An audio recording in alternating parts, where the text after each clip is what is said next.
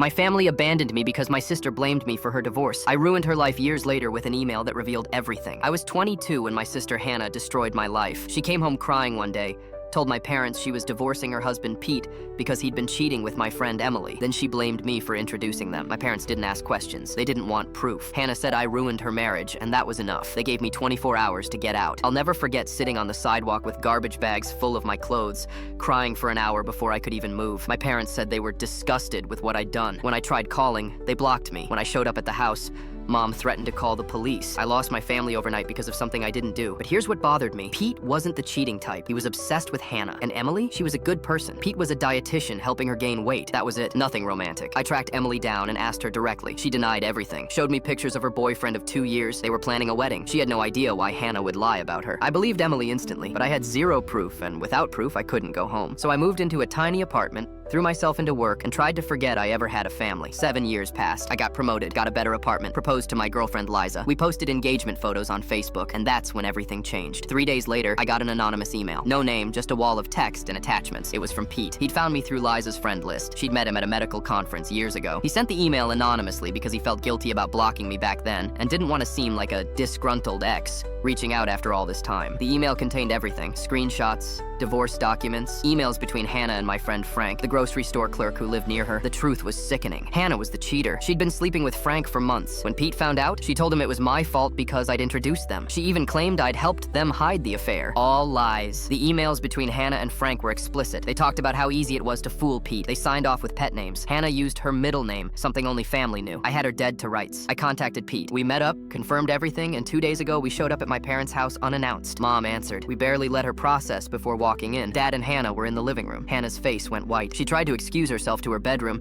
but Pete was already pulling out documents. We showed them everything. The divorce papers, the screenshots. Pete even told them Hannah had to sell our grandmother's diamond ring in the settlement because she couldn't afford to pay him what she owed. My parents looked horrified. Dad demanded an explanation. Hannah kept lying, making excuses, but the evidence was overwhelming. That's when Dad snapped. He packed her bags right there, handed them to her, and told her to leave. She cried and begged, just like I had 7 years ago. It was perfect karma. Yesterday, Hannah showed up at my apartment. I don't know how she found my address, but she was hysterical. She said I needed to make things right with our parents immediately, that I was being cruel. I told her we were even now. She ruined my life once, so I returned the favor. She called me a monster and started sobbing. I closed the door. Hannah keeps calling from different numbers. She showed up again this morning and threw herself on my car hood, refusing to move until I talked to her. I called the cops. They dragged her away while she screamed. My parents bailed her out and sent me a long message about how I'm being too harsh over an honest mistake from 10 years ago. I texted back, "You lost the right to tell me what to do years ago. Stop fooling yourselves." I blocked them. Next time they contact me, they'll be talking to my lawyer.